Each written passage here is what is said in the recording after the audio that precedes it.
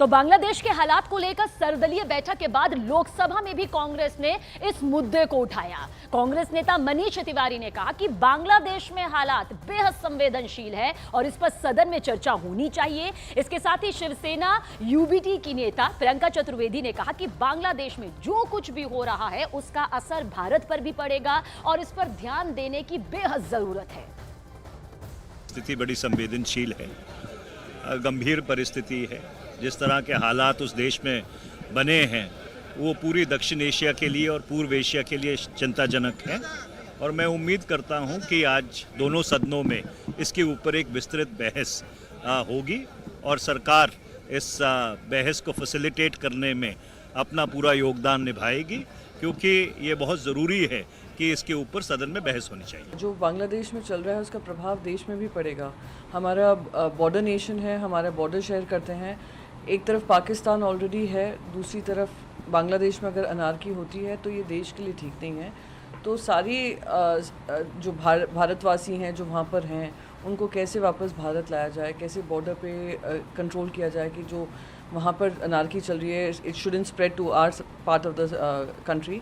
और as a situation evolves उम्मीद करते हैं कि वहाँ पे किसी तरीके की स्थिरता आएगी। क्योंकि और बांग्लादेश में जारी बवाल पर कांग्रेस नेता शशि थरूर ने कहा कि ये वक्त बांग्लादेश के लोगों के साथ खड़े रहने का है और इसके साथ ही शेख हसीना को शरण देने के सवाल पर मनोज झा ने कहा कि इस फैसले में जल्दबाजी नहीं होनी चाहिए। भारत सरकार को सभी पहलुओं पर विचार करने के बाद ही इस पर कोई फैसला लेना चाहिए। Well, look, as far as India is concerned, I think the first and most important signal we need to send to the people of Bangladesh is that we stand with them, that there is no other vested interests that India has. We have interests, obviously, in a peaceful, prosperous Bangladesh.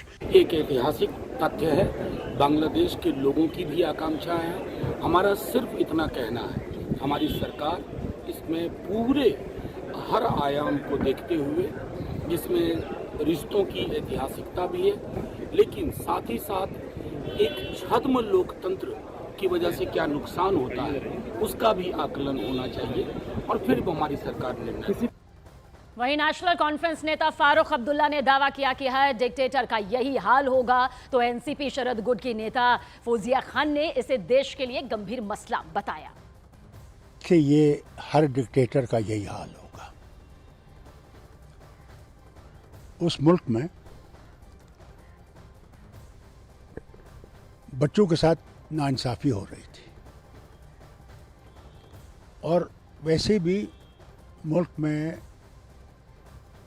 बहुत वक्त से बांग्लादेश में ये लग रहा था कि हालत ठीक नहीं है। गंभीर विषय है ये और ऐसे लगता है कि ये जो एंटी सेक्युलर फोर्सेस है उन्होंने बांग्लादेश कैप्चर कर लिया है और ये हमारे देश के लिए भी, हमारी सुरक्षा के लिए भी एक गंभीर विषय है। इस पर हमने ध्यान देना चाहिए, क्योंकि अगर ऐसे यानी वहाँ पर माइनॉरिटीज़ पर अटैक्स हो रहे हैं या इस तरह के लोग वहाँ ताकतवर बन रहे हैं तो हमने इसके बारे में ज़रूर ध्यान देना चाहिए और पार्लियामेंट में इसकी चर्चा होनी चाहिए। तो बांग्लादेश के हालात पर आम आदमी पार्टी के नेता संजय सिंह ने अपनी चिंता जाहिर की। संजय सिंह ने कहा कि भारतीयों की सुरक्षा पर कोई खरोंच भी न लगे और अगर लगती है तो उससे हमें सख्ती से निपटना चाहिए। तो वहीं राजीव शुक्ला ने कहा कि बांग्लादेश की स्थिति चिंताजनक है। बांग्लादेश की जो स्थिति है हमारे लिए बहुत चिंताजनक है, क्योंकि हमारा बहुत गहरा मित्र होता था। बांग्लादेश की आज़ादी में भारत का बहुत बड़ा रोल है। मुजीबुर रहमान और शेख हसीना हमारी एक मित्रतापूर्ण सरकार थी वहाँ पे, और ये जिस तरह से सब कुछ हुआ है मुझे लगता है कि ये एक भारत के लिए सही नहीं है। तो हमें नई रणनीति के साथ काम करना पड़ेगा। और दूसरी जो सबसे बड़ी चीज़ है, वहाँ जो हमारे भारतीय हैं और भारतीय मूल के लोग हैं और जो वहाँ पे अल्पसंख्यक हैं, उन सबकी सुरक्षा का पूरा बंदोबस्त होना चाहिए। मुझे लगता है कि ये विद्रोह कोई एक दिन में पैदा हुआ है, ऐसा मैं नहीं मानता। शेख हसीना से भारत के रिश्ते अच्छे थे, इसमें भी कोई दो शक नहीं, दो राय नहीं। लेकिन ये भी उनके ऊपर आरोप लगा, गंभीर आरोप लगा कि उन्होंने विपक्ष के नेताओं को पकड़ पकड़ के जेल में डाला, चुनावों को रिग किया, चुनाव निष्पक्ष तरीके से नहीं कराए गए। तो एक दबा विद्रोह लोगों के मन में था जो फूट के सामने आया। और भारत की प्राथमिकता यही होनी चाहिए कि पड़ोसी देश में शांति की स्थापना हो और वहाँ एक लोकतांत्रिक ढंग से चुनी हुई सरकार बने। और बांग्लादेश छोड़ने के बाद शेख हसीना इस वक्त भारत में मौजूद हैं। इस बीच न्यूज़ 18 इंडिया ने शेख हसीना के उस ठिकाने को खोज लिया जहां एक बार पहले भी हालात बिगड़ने के बाद शेख हसीना ने शरण ली थी। आपको दिखाते हैं लगभग 49 साल बाद ये जगह आखिर कितनी बदल गई है। ये प्रॉपर्टी किसी समय में पुनीत कोहली की थी, उनसे मैं बात करता हूं। पुनीत जी, सबसे पहले प्रॉपर्टी आपकी ये थी? जी। अच्छा, क्या रहा डिटेल, मतलब कब थी और किस तरीके से आपने दिया? तो हम तो पोस्ट पार्टीशन मेरे ग्रैंडफादर ने ये प्रॉपर्टी ली थी। हाँ। और ये जो प्रॉपर्टी थी हमारे को क्लेम्स में मिली थी, हम रिफ्यूजी थे पाकिस्तान से आके। अच्छा। तो उसके बाद 1971 में जब बांग्लादेश की लिबरेशन हुई जी।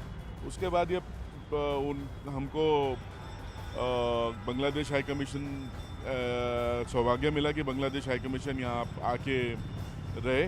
मतलब आपने अपनी प्रॉपर्टी को रेंट पे दिया था? दिया सरकार के रिक्वेस्ट के बाद? सरकार ने हमारे को रिक्वेस्ट किया कि आप इनको एंटरटेन करें एंड अकॉर्डिंगली हमने फिर इसको उनको रेंट पे दिया था। अगर हम बात करें कि जो एम्बेसी को रेंट पे दिया तो कहाँ से कहाँ तक?